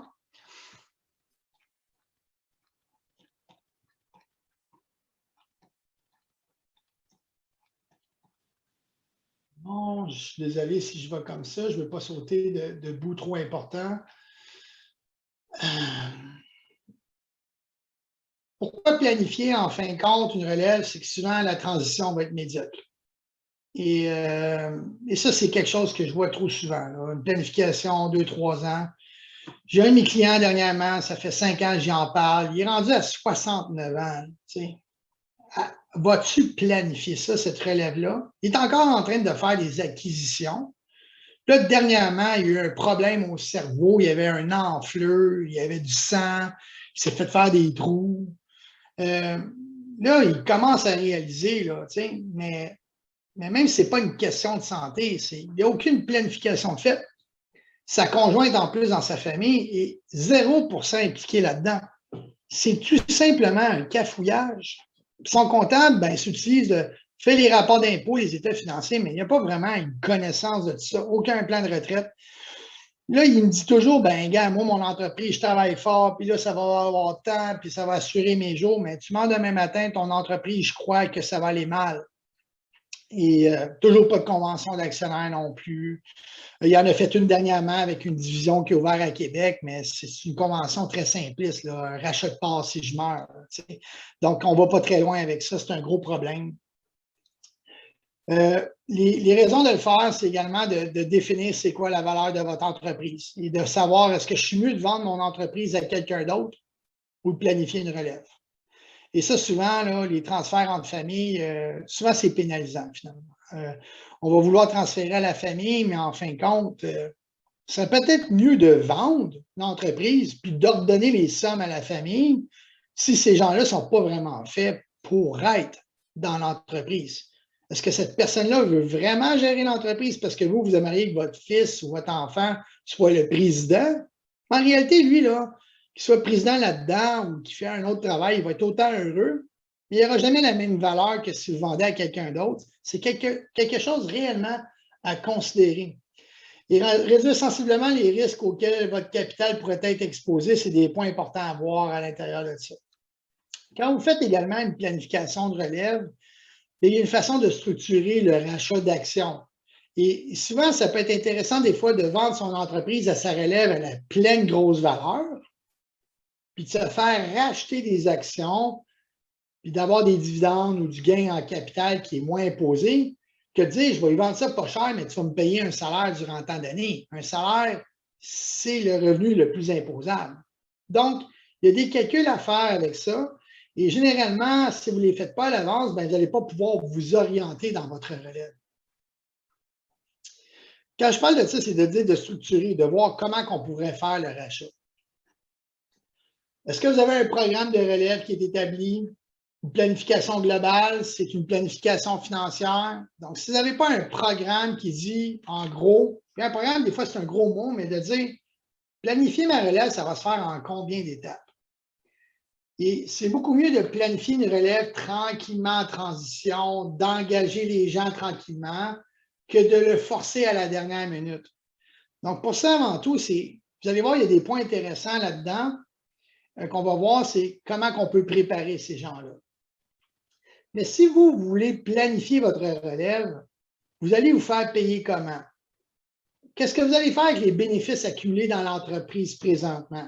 Est-ce que vous voulez laisser une entreprise où vous sortez vos bénéfices, mais vous préparez en fin de compte du financement des marges de crédit solides, puis faites les liens avec les banquiers, mais au moins vous avez votre argent maintenant, ou vous êtes prêt plus à vous faire payer au moment que ça se fait d'un coup? Est-ce qu'ils vont être capables de vous payer, oui ou non? Est-ce qu'ils vont être capables de se faire financer pour vous payer d'un coup? C'est une autre question également à se poser. D'accord? Donc, dans la planification de la relève du document, là, on va parler entre autres du changement de propriétaire, de la vente, de la transition. Ça, c'est le document de survol qu'on parlait. Pour bien planifier une relève, ben, il faut vous constituer une équipe. Et d'avoir juste un comptable agréé qui fait vos états financiers, je trouve ça dommage pour le comptable. Là, vous lui mettez pas mal de responsabilités sur les épaules. Là. Un comptable à la base, un comptable agréé qui fait vos états financiers, son rôle, c'est de faire les états financiers. C'est déjà quand même une grosse tâche en soi. Donc, il faut l'appuyer. Il ne faut pas penser que le comptable est expert dans tout. C'est comme un médecin. Un médecin qui est cardiologue n'est pas expert en oncologie. C'est sûr qu'il connaît les cancers mieux que vous, mais ce n'est pas quelqu'un qui est dans cette spécialité-là. Donc, généralement, ça passe par commencer à faire un conseil d'administration. Donc, si vous voulez peut-être intégrer des gens dans votre relève, puis vous êtes prêt encore à leur donner des actions, bien, parce que premièrement, vous pourriez les rentrer dans le conseil d'administration, puis leur dire, regarde, tu apparais dans le registre des entreprises du Québec, puis tu es rendu maintenant secrétaire, trésorier, vice-président. Puis là, ben, on va commencer à prendre des décisions ou que oui, c'est moi qui est actionnaire, mais on va prendre des décisions de conseil d'administration, puis et à partir de ce conseil-là, on va établir des solutions, puis on va regarder, puis j'ai le vote ultime quand même, mais là, vous commencez tranquillement, les gens, à aller rentrer dans les décisions, par un conseil d'administration de révision. Et ces gens-là vont se sentir impliqués. Et même si vous ne leur donnez pas des actions avant 10 ans, ils vont voir que le 10 ans s'en vient. Donc, ils ne vont pas dire, ben gars, c'est trop long ici, je ne sais pas encore que je m'en vais avec lui, puis je vais m'en aller ailleurs.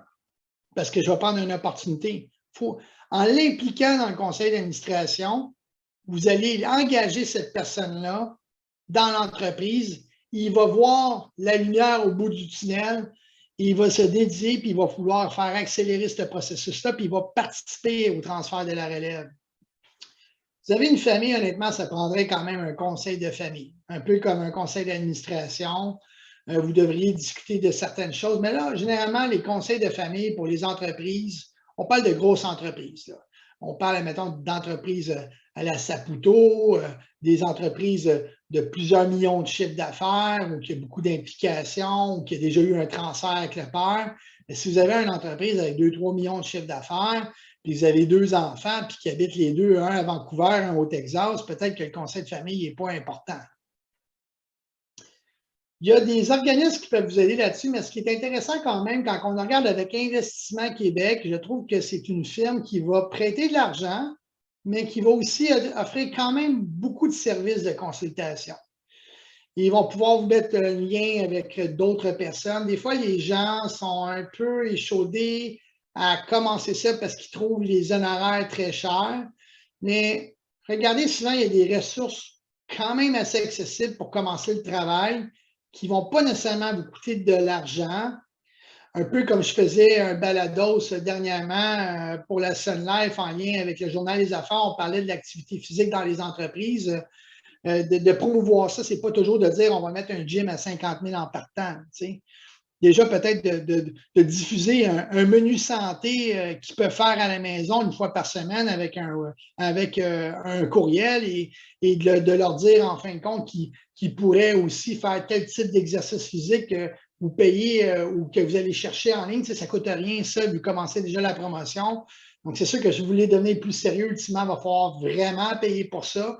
Mais des fois, de commencer comme ça vous permet de mieux comprendre, d'être mieux préparé. Puis là, après ça, quand vous allez voir vraiment les conseils d'experts, vous ne payez pas des honoraires en train de réfléchir à la base. Vous avez déjà une bonne connaissance de base de ce côté.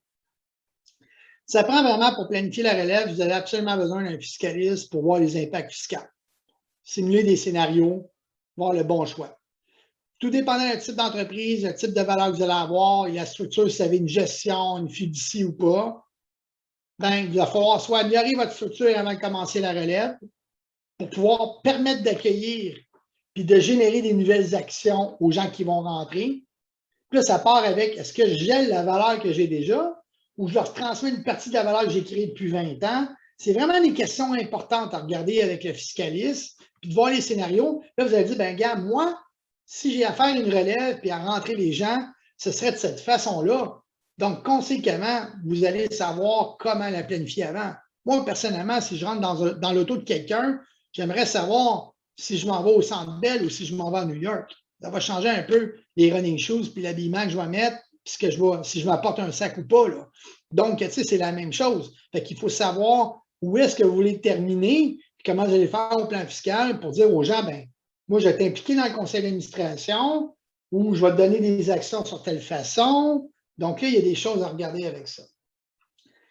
Conseiller juridique, finalement, c'est un avocat. L'avocat va vous aider dans une convention d'achat-vente, mais il peut également vous aider aussi dans des conventions quand vous allez engager quelqu'un ou le mettre dans un plan, de peut-être mettre à l'avance comment ça va fonctionner. Puis il faut savoir que quand c'est mis à l'avance, puis vous êtes l'actionnaire majoritaire, vous avez toujours le choix, si vous voulez, de dire, regarde, on va le faire différemment parce que c'est mieux pour toi finalement. Mais dans un cas de conflit où ce n'est pas clair, ben, c'est important de le faire. T'sais, dernièrement, j'ai engagé quelqu'un dans mon entreprise. Je ne me rappelle pas si j'avais dit 75 000 de base ou 65 000 durant l'entretien. Je me dis, bon, peut-être que là, je passe un peu trop de gens en entrevue, puis je devrais peut-être me faire des petits résumés de courriel tout de suite après avec la personne. Des fois, on est bouleversé, on a quelque chose qui arrive, mais c'est la même chose. Mais tu m'avais dit que je pouvais racheter 5 % des actions après 5 ans. Et là, vous aviez en tête que c'était 2 %. C'est marqué où, ça? T'sais? Comment vous l'avez structuré? C'est important de le documenter. Le conseiller, en fin de compte, en placement, c'est pour dire qu'est-ce que vous allez pouvoir faire avec votre argent. Généralement, vous devriez vous prendre un planificateur financier pour votre entreprise, plus qu'un conseiller uniquement en placement ou un conseiller en assurance. La plupart des planificateurs vont faire les assurances et les placements également, parce que vous avez besoin d'une idée globale derrière tout ça. Le problème avec un conseiller uniquement en placement, c'est que des fois, il va vous pousser beaucoup à les mettre dans des REER ou des CELI, puis il ne va pas s'intéresser à ce qui est fait dans l'entreprise. Un conseiller uniquement en assurance, ben lui, il va vouloir vous vendre peut-être certains types de produits ou va regarder juste l'impact au décès, mais du vivant, c'est important. Donc, le planificateur financier a un petit peu plus d'angle de vue dans tout ça. Donc, ces deux points-là, moi, je vous dirais, ces deux points-là, c'est de le prendre par un planificateur financier. Le banquier, c'est extrêmement important parce que dans la planification de relève, si vous avez quelqu'un qui avait d'excellentes conditions de crédit, est-ce que ça va être les mêmes quand vous allez transférer la relève aux gens? C'est une bonne question à se poser, là. Ce n'est pas les mêmes conditions de crédit et tout ça, et que vous vendez à votre élève qui vont pouvoir continuer une croissance, mais la croissance, ils ne l'auront pas parce qu'ils n'auront pas le backup de la banque finalement au moment de le faire. Bien là, ça chamboule un peu vos plans. Fait qu'il faut en parler à votre banquier. Conseiller en entreprise familiale, ça, c'est généralement là, dans des familles où il y a pas mal de conflits. Votre entreprise, sa transmission à un membre de la famille, j'aimerais savoir, est-ce que des gens ici, c'était ça, leur question aujourd'hui dans la réunion, de dire comment je transmets mon entreprise à un membre de la famille? Non. Non. Non? Bon, Non, parfait. c'est plutôt une relève à partir d'employés existants. Excellent. C'est un bon choix, selon moi, en général. C'est sûr qu'on a des gens dans la famille qui peuvent être excellents. Mais il ne faut pas mettre tous ses œufs non plus dans quelqu'un qui va prendre votre relève de la famille, si c'était le cas, parce que cette personne-là, vu que c'est un lien direct avec, elle pourrait prendre une décision beaucoup plus abrupte pour vous, des fois, sans l'avoir vu. Donc, une relève aussi, quand vous avez une relève, essayez peut-être de faire une relève si vous êtes capable d'avoir 3 personnes là-dedans dans le projet de la relève pour le rachat de vos actions. Au lieu qu'il y ait du seul et unique, ça peut un peu partager votre risque également. Donc, un petit instant ici, ça, on n'a pas besoin de ça. Choisir le bon moment. Souvent, on dit les enfants, on les introduit trop tôt ou on les introduit trop tard. Donc, si on introduit quelqu'un trop tôt dans votre relève qui n'est pas un enfant, mais que vous hésitez à y donner les décisions, donc, tu vas dans la relève, mais durant 5 ans, c'est vous qui prenez toutes les décisions. Mais là, vous allez devenir un peu comme insubordinant là, avec ces gens-là. Il va se créer un conflit. Puis à l'inverse, si cette relève-là, vous attendez trop tard pour leur signifier puis de les impliquer, comme j'ai parlé dans le conseil d'administration, bien, ces gens-là risqueraient de poursuivre une autre carrière et d'avoir une meilleure opportunité. Donc, il faut, si vous le faites plus tôt, et je crois que c'est ça qu'il faut le faire, de signifier cette ouverture-là, il faut quand même commencer à leur donner. Des fois, c'est aussi ridicule que de dire, regarde, tu vas t'occuper de tel comité dans l'entreprise, ça, c'est pas névralgique, mais il faut engager la personne, la considérer. C'est pas l'actionnaire encore, elle n'a pas d'action, elle n'en aura pas avant 5 ans, mais il faudrait peut-être considérer un peu son opinion comme si elle en avait des actions pour lui faire comprendre que, tu sais, elle va investir du temps dans vous, mais qu'elle croit vraiment que vous allez lui céder le pouvoir. T'sais. Donc, il faut vraiment que ce soit... Les deux vont ensemble. Ce n'est pas juste de le dire, il faut également le faire. Si vous attendez trop tard, souvent, vous allez perdre ces gens-là. La direction de l'entreprise. Donc, tu sais, est-ce que vous, de votre côté, vous avez regardé à comment je vais renoncer à mon entreprise? Est-ce que finalement, je suis vraiment quelqu'un qui est capable de transférer ça à l'entreprise? Est-ce que je suis capable de me départir des décisions de ça? Est-ce que j'y ai vraiment pensé ou quand ça va arriver, je vais être toujours dans les pattes des gens? C'est des questions importantes à faire. Et ça, c'est un élément qui est tellement important. On va trouver ça de plus en plus. Je connais de plus en plus de professionnels qui sont spécialisés dans le transfert d'entreprise, mais à travailler entre les deux oreilles des propriétaires pour vraiment les simuler à aller faire ce changement-là. Donc, il faut prendre cette conscience-là. Des fois, ça peut aussi partir avec juste parler avec votre conjoint. honnêtement, là, je suis quelqu'un qui a tendance à céder du lousse aux gens dans mon entreprise qui sont importants ou j'ai toujours l'impression, ou tu as l'impression que je contrôle tout. Donc, tu sais, des fois, votre impression de vous n'est pas la même que ceux ont de vous alentour de vous. Donc, si vous êtes très contrôlant, il va falloir peut-être aller prendre un petit cours au HEC de Montréal. Là, il y a souvent des formations, là, 5 séances, on appelle ça des petites spécialisations, là, apprendre à laisser du lousse, apprendre à céder des responsabilités. C'est pas nécessairement quelque chose d'aussi simple, puis il y a des bonnes façons de le faire. Il ne faut pas agir seul, généralement. C'est important de vraiment avoir des gens autour de vous qui vont pouvoir vous aider à faire ce transfert-là. Je dis souvent qu'un planificateur financier comme moi, c'est souvent un psychologue. Et écoutez, ça n'a aucun sens. Autant quand il y a des conflits entre les associés, bien souvent, je deviens le médiateur.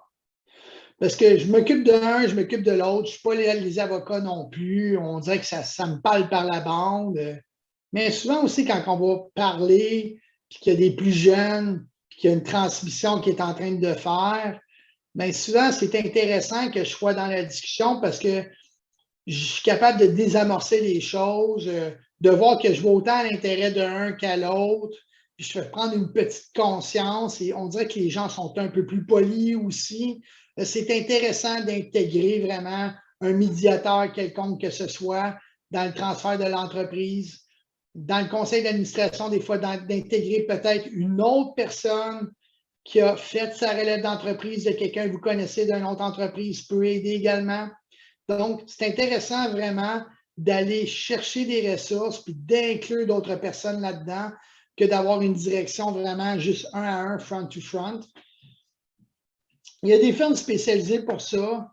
Je ne peux pas dire que c'est mauvais, mais disons qu'il faut bien la magasiner pour trouver le bon fit. Des fois, les firmes spécialisées qui vont vraiment...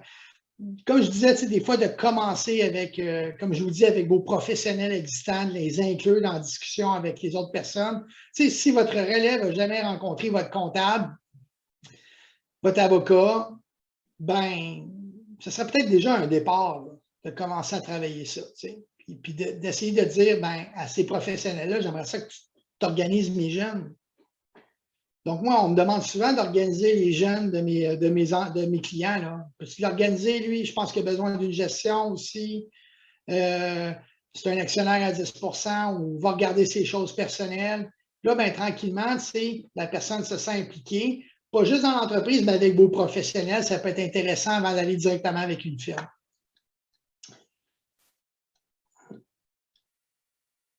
Je trouve intéressant ce document-là parce que il y a beaucoup de questions dedans à la fin. Et comme que je vous mentionnais, en fin de compte, on parle beaucoup de la famille, mais apprenez à lire lire les questions sur, même si ce n'est pas la famille. Êtes-vous un propriétaire dans la trentaine? Êtes-vous un propriétaire dans la quarantaine avancée, cinquantaine avancée ou soixantaine? C'est quoi votre situation, vous, dans votre entreprise? Êtes-vous encore très impliqué, moins impliqué? Est-ce que vous avez pas mal d'employés, mais vous êtes un peu déconnecté de la jeune génération? C'est des questions à se poser. Je suis où, moi, là-dedans? Dans quelle mesure, en fin de compte, qui prend la plupart des décisions? Regardez les décisions dans votre entreprise avec votre équipe. Puis au final, là, regardez, c'est qui prend toutes ces décisions-là? Est-ce que c'est moi tout le temps? Bien, des fois, ça peut être un indicateur de dire, bien, finalement, je suis très contrôlant encore.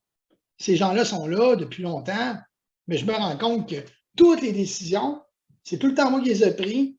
Puis je n'ai jamais allé contre une décision. Je n'ai jamais vraiment considéré les autres décisions. Ils m'ont amené des points. J'ai toujours fait à ma façon. Mais là, peut-être que vous allez avoir besoin de travailler sur votre relève ou vous allez tout simplement mieux de vendre votre entreprise. Là, cet exercice-là peut vous permettre de comprendre est-ce que je mets une relève ou je vends mon entreprise. Différence entre les objectifs qui sont visés entre les membres dans l'entreprise. Est-ce que dans votre entreprise, les gens ont la même vision que vous? Est-ce que les objectifs que vous avez sont les mêmes. Comme moi, j'avais cette discussion-là dernièrement avec mes employés, c'est est-ce qu'on continue à croître énormément en actifs sous gestion de placement? On a beaucoup d'actifs sous gestion de placement. C'est beaucoup de travail. Ultimement, cette décision-là, de cette croissance-là, je ne peux pas la prendre par moi-même parce qu'au final, le gros travail de la gestion des placements, moi, j'ai les clients, je les trouve, je les planifie. Mais gérer ça, c'est lourd. Et est-ce que le monde dans mon équipe est prêt à continuer cette forte croissance-là? Ou ils préfèrent se consolider. Parce que ça ne sert à rien que moi, j'emmène du monde, mais que le reste de mon équipe, eux, trouvent que cette croissance-là n'est pas nécessaire. On va arriver à un problème. Je vais perdre des gens, tout simplement. Bien, la décision, c'est que mon équipe, eux, voulaient continuer à faire croître le cabinet davantage en placement, puis qui étaient prêts à le faire. Donc, ça veut dire que si on engage du monde, vous allez être capable, vous allez vouloir davantage les former, mettre du temps là-dessus. Vous allez être d'accord de mettre des heures supplémentaires, puis de donner des tâches à d'autres qu'on pourrait peut-être perdre dans 6 mois, qu'il faut qu'on reprenne puis qu'on va être mal pris. Alors là, il faut se mettre d'accord. Est-ce que mes objectifs à moi, en tant que propriétaire, sont les mêmes que mes employés dans cette entreprise-là? Vous pourriez être surpris. Et souvent, moi, de la manière dont j'aime le faire, c'est d'inclure des vidéos là, qui parlent de ça, de d'autres entreprises. Donc, indirectement, moi, je leur montre, je trouve ça intéressant, qu'est-ce que vous en pensez? Et là, je les laisse parler au lieu que ce soit toujours moi qui emmène le message. Conseil d'administration, équipe de soutien pour la planification et la gestion de la relève. Donc, ça, en fin de compte, est-ce que vous avez une équipe pour ça? Est-ce que vous avez du monde qui sont capables de faire cette planification-là de la gestion ou c'est vous qui devez la faire au complet? Est-ce que vous avez quelqu'un dans votre entreprise qui dit « Moi, la relève, on est prêt à la prendre, puis regarde, moi, je vais être capable d'intégrer certains de ces points-là » ou vous êtes quelqu'un qui va devoir le faire intégralement? Et là, pensez toujours à ça. Si vous voulez intégrer une relève, puis qu'il y a quelque chose qui vous arrive en cours de route, est-ce que vous allez scraper, si vous me permettez l'anglicisme, votre projet de relève parce que c'est vous qui le contrôlez à 100%? Une bonne question, ça, quand même. Là, ça, c'est du temps perdu. Est-ce que vous avez mis les dispositions nécessaires? Bon, c'est un peu du blabla de ce côté. Entrevoyer l'avenir de l'entreprise, on en a un peu parlé de ce côté. Renseignez vos principaux partenaires commerciaux. Est-ce que vous avez discuté de ça avec vos principaux partenaires? Vos 2-3 meilleurs fournisseurs ou tous 2-3 meilleurs clients? Est-ce que vous avez discuté avec eux de ça? Est-ce que vous avez discuté avec votre banque aussi? Comment ils voient ça? Est-ce qu'ils pensaient, tu sais, souvent, là, je ne sais pas s'il y en a quelques-uns d'entre vous qui sont quand même assez jeunes et qui veulent prendre leur relève et leur transfert bientôt. Puis, mettons, je dis n'importe quoi, Jean, moi, j'étais certain, en tant que fournisseur avec toi, tu étais pour travailler jusqu'à 70 ans. Puis non, finalement, je me rends compte que, qu'est-ce que tu m'expliques? Tu es déjà pas loin du chalet à Magog là, dans 5 ans. Bon, c'est important, ça, d'avoir cette décision-là. Des fois, les gens vont penser qu'on va mourir dans l'entreprise. Moi, souvent, mes clients me disent, toi, à mon avis, tu n'arrêteras jamais. Puis j'en ai d'autres qui me disent, pour moi, toi, tu vas prendre ta retraite de bonne heure. Tu sais. Bon, ben, c'est jamais pareil, la perception de ça. Clairement, tu sais, la propriété de votre entreprise va être répartie comment? Est-ce que vous allez conserver des actifs dans l'entreprise? Bon, ce que je veux dire plus clairement là-dedans, c'est que des fois, des entreprises vont être vendues, mais la personne va garder la bâtisse, va louer la bâtisse aux nouveaux acheteurs de son entreprise à relève. C'est quoi vraiment que je vais céder? Vous n'êtes pas obligé de vendre intégralement l'entreprise. Et aussi, vous assurez que si vous faites une relève avec plusieurs personnes, est-ce que votre distribution va être vraiment équitable? Là, on parle toujours dans un cas de famille, mais vous voyez, toutes ces questions-là sont les mêmes également pour votre relève. Et établir un plan d'urgence en cas de décès, d'invalidité, s'il y a quelque chose qui m'arrive. Est-ce que j'ai un plan d'urgence? Ou si ma relève ne fonctionne pas, c'est quoi mon plan? C'est toujours de le calculer. Mais ne jamais trop vous apitoyer sur un plan de secours parce que si vous focussez toujours sur le plan de secours également et que vous n'êtes pas 100% dans votre plan A, généralement, votre plan A va être voué à l'échec. Quand vous allez planifier votre relève, là, la question que vous devez vous poser, c'est J'ai besoin de combien, moi? Puis, de quelle façon ces revenus-là, peut-être? Est-ce que j'ai besoin de 200 000 par année? 100 000?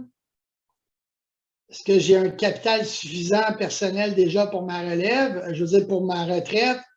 Puis, je peux vendre mon entreprise de façon plus avantageuse pour ma relève dans les meilleures conditions?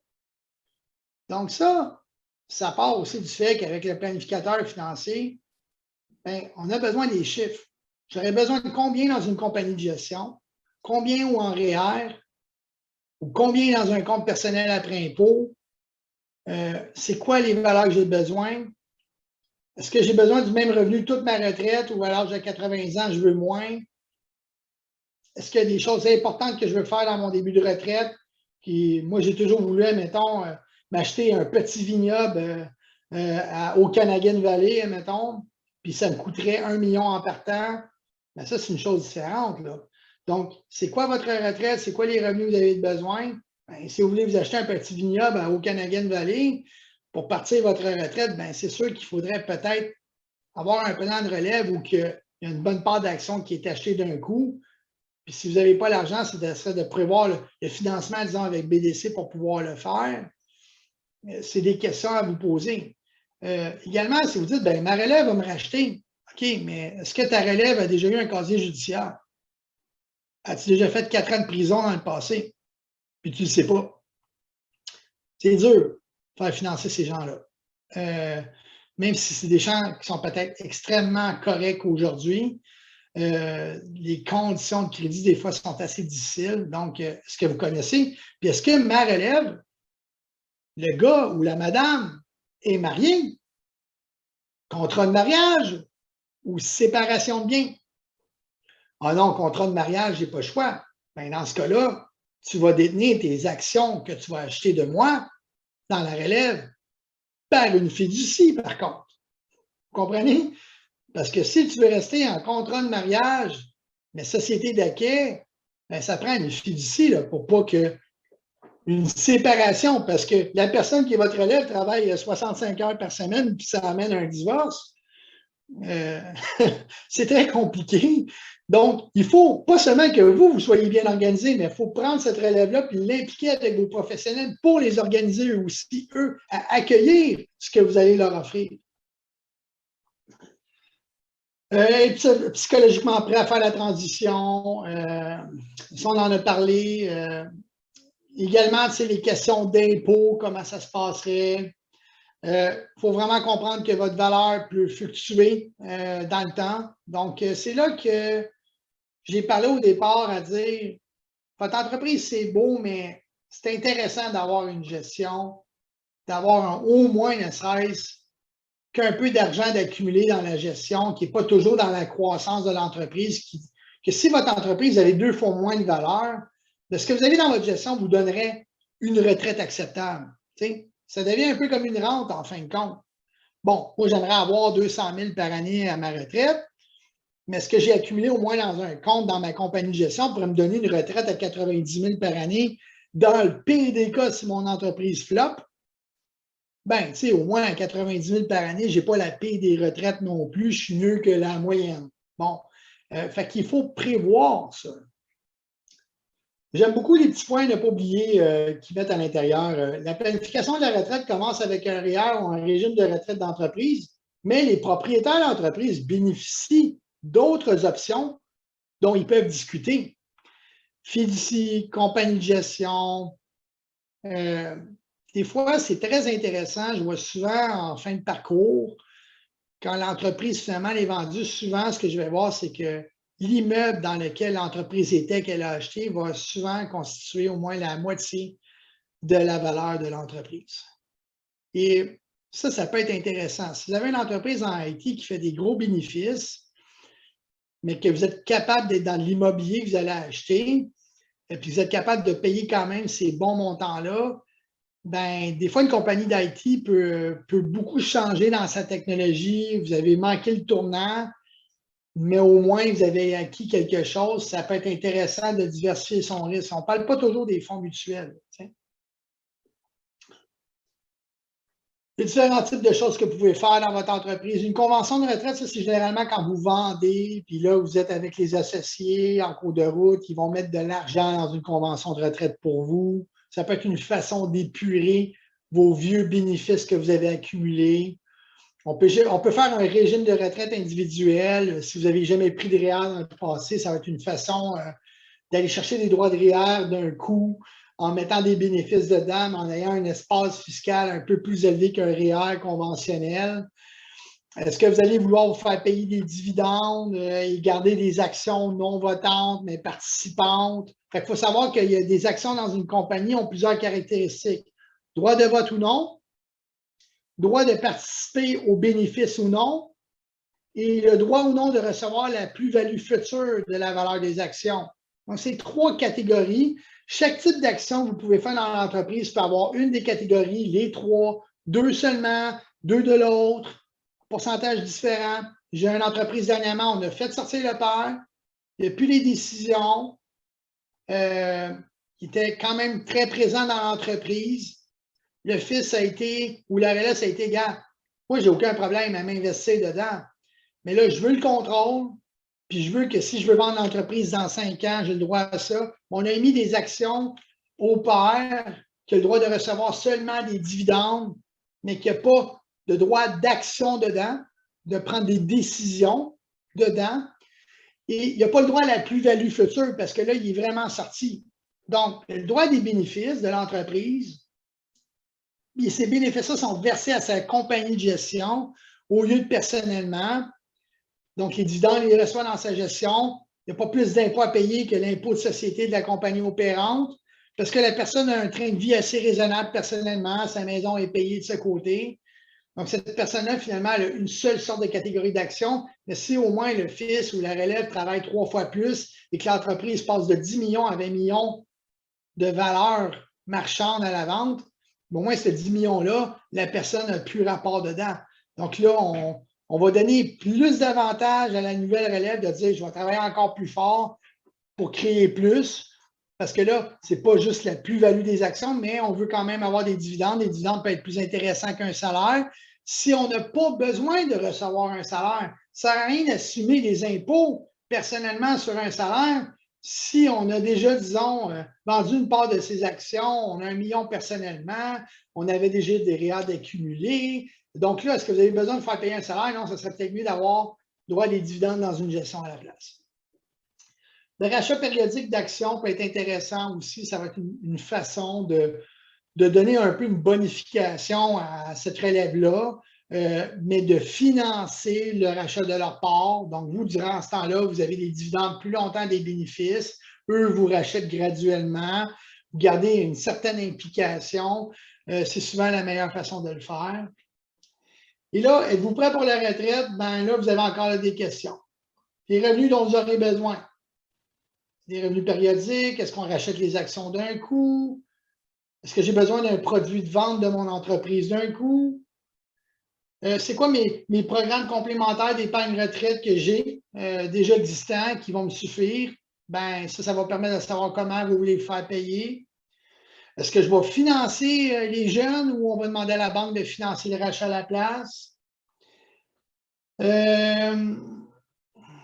Est-ce qu'il pourrait y avoir des difficultés dans votre entreprise qui ferait que ça perdrait de la valeur en cours de route? Et que là, finalement, c'est peut-être mieux de vous faire racheter d'un coup vos actions? C'est des bonnes questions. Est-ce que vous vous donnez une option de pouvoir réintervenir, là, comme le vieux monsieur Jean Coutu, en fin de compte? Les plans dressés en prévision de votre départ à la retraite comprennent-ils des objectifs personnels? Est-ce que vous avez des successeurs éventuels? Bon, on en a parlé beaucoup. Les dates officielles, donner vraiment un timeline de quand est-ce que les personnes vont vraiment pouvoir reprendre l'entreprise. Ça va leur donner une meilleure perspective de leur avenir, les fonctions qu'ils vont avoir en cours de route, vraiment les définir, les responsabilités transitoires, qui va communiquer ça. C'est important de le communiquer à l'entreprise, de préparer les gens. C'est vraiment plate d'offrir une entreprise à quelqu'un qui commence à racheter des actions puis qui n'est pas respecté. Puis que les gens vont encore vous voir, vous, toujours dans le bureau. Puis là, il faut savoir à un moment donné dire ça va faire. Il faut aller voir l'autre personne. Là. Puis moi, je ne vais pas aller au-dessus de cette personne-là. Je suis en transition de sortie. Établir une convention d'achat et de vente entre actionnaires qui permettra aux membres, mais vous pouvez aussi établir une convention là, de transfert qui peut être intéressante. D'accord? Planification fiscale, je ne vais pas passer trop de temps là-dessus parce qu'on va trop déborder, mais la planification fiscale, elle est importante, toujours à regarder à l'intérieur de ça.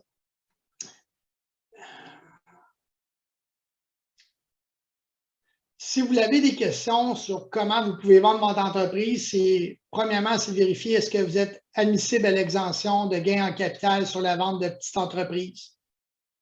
Est-ce que vous avez la bonne structure corporative? Fiducie, gestion, c'est très important pour ça. Regardez les fonds nécessaires au rachat. C'est pas mal les points que je voulais toucher sur ce document-là. Je vais terminer les ruptures de mariage, extrêmement important. C'est des risques que je vois souvent arriver. Les conventions d'achat et de vente entre actionnaires permettent d'établir officiellement qui sont les propriétaires de l'entreprise. Dans les situations difficiles, qu'est-ce qui pourrait arriver? Donc, d'inclure également les dissolutions de mariage, l'insolvabilité d'un propriétaire, c'est des choses à regarder dans votre convention. Et là, vous pouvez vous poser également d'autres questions sur les risques potentiels de votre entreprise si vous devenez invalide. C'est des points qui arrivent, les risques, ça peut vous faire prendre conscience de risques dans votre entreprise. Les risques fiscaux également ne sont pas à négliger. Une vérification d'entreprise surprise. J'ai un client, ça fait 7 ans qu'il est en vérification continuelle. Il ne trouve rien, mais ça paralyse vraiment sa croissance. Donc, c'est important vraiment d'être avec une bonne équipe.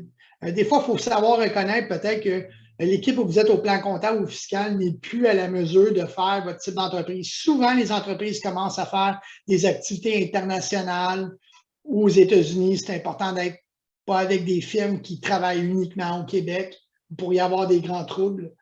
Et là, si vous me permettez, on va aller dans la planification successorale. On va terminer avec ça. J'ai ciblé certains points qui peuvent être intéressants. Ici, vous voyez, c'est certains types de documents juridiques à la page 31 du document de planification successorale. C'est les types de documents juridiques que vous pourriez regarder à avoir. Est-ce qu'il y en a certains là-dedans que vous n'avez pas prévus?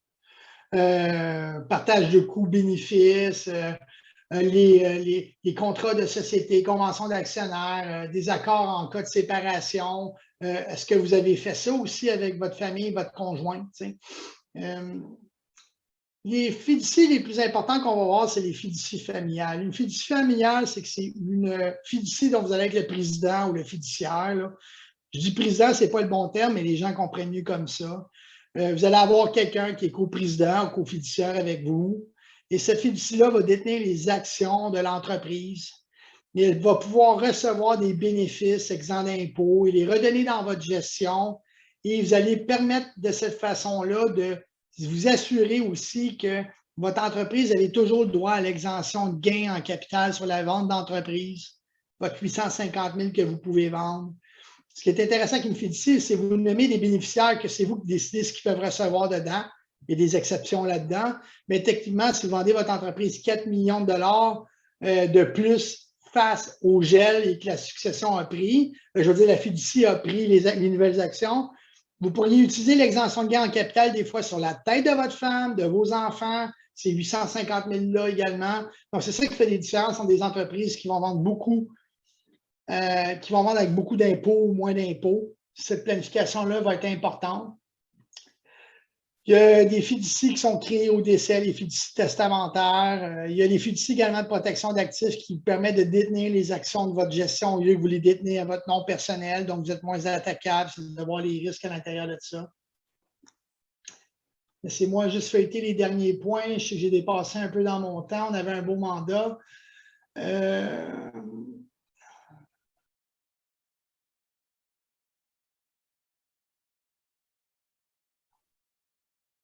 Explication sur les types de fiducies que vous pourriez lire ici à la page 17. Et là, si vous avez des questions, vous pourriez me revenir, vous dire lesquelles qui vous conviennent le mieux. Procuration de testament, c'est important. Mais ça, c'est plus au décès encore là.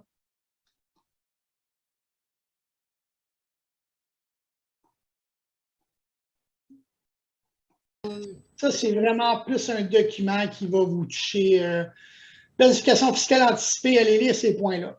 Ça, c'est important à la page 8. Oui, Sonia. Oui, je voulais savoir, habituellement, quels sont les coûts reliés, par exemple, à une fiducie familiale à peu près par année? Est-ce que vous avez une idée? Une fiducie familiale ou une fiducie qu'on va créer au-dessus de votre compagnie, c'est un rapport d'impôt personnel. Vous faites une T1. Une fiducie, ça s'appelle une T3. C'est environ 700 $ par année. Si vous avez déjà 2-3 gestions, une autre compagnie va vous charger 500 $ peut-être par année. Établir une fiducie, c'est environ 3 500 $ de coût. Le problème, c'est que ce qui coûte, c'est tout arrangé alentour. Donc, si vous créez une fiducie, plusieurs années après que votre entreprise vaut cher, il faut faire l'évaluation de la valeur des actions que vous allez donner. Vous allez donner de nouvelles actions à la fiducie, mais vous, il faut faire un gel de la valeur de vos actions. Il faut déterminer cette valeur-là, faire les échanges d'actions. Mais techniquement, là, si quelqu'un part en business puis dit « Moi, j'y vais avec le setup, même si je ne sais pas ce qui va arriver plus tard », bien, une fiducie, c'est 3 000, 3 500. Une compagnie de gestion, c'est à peu près 1 500. Et une compagnie opérante, c'est à peu près 1 500. Donc, c'est techniquement un petit peu de frais comptables, de frais d'avocat alentour. C'est peut-être payer 8 000 $ en partant. Mais quand les gens terminent, en fin de compte, avec 20 000 $ à faire, c'est qu'il y a une évaluation agréée de la valeur, qu'on a fait le gel des actions, on a des réorganisations d'actions à la faire alentour de ça. Des fois, on a des propriétés à changer dans la gestion. Donc, ça, c'est des points avec un planificateur financier comme moi que je peux vraiment vous prévoir à l'avance puis vous faire comprendre. Souvent, vous allez magasiner avec votre fiscaliste, vous allez avoir tendance à vouloir couper dans le coût. Puis le fiscaliste, il est comme OK, je vais te le faire comme ça. Il ne veut pas trop argumenter parce qu'il charge des honoraires, tu sais. Il est un peu pris entre l'écorce et l'arbre. Il y a quelqu'un comme moi qui ne vous charge pas pour ça parce que ce n'est pas moi qui vous la crée, la fiducie. Je vais vous donner vraiment l'heure juste. Puis je vais vous dire, écoute Jean, écoute Sonia, Martin, tu essaies d'économiser 3 000 $, mais tu vas repayer un garage double après avoir construit ta maison 5 ans plus tard. Tu vas payer beaucoup plus cher. Ouais, finalement, je vais me le permettre maintenant. Donc, je suis un bon facilitateur pour créer ça de ce côté. C'est tout pour aujourd'hui.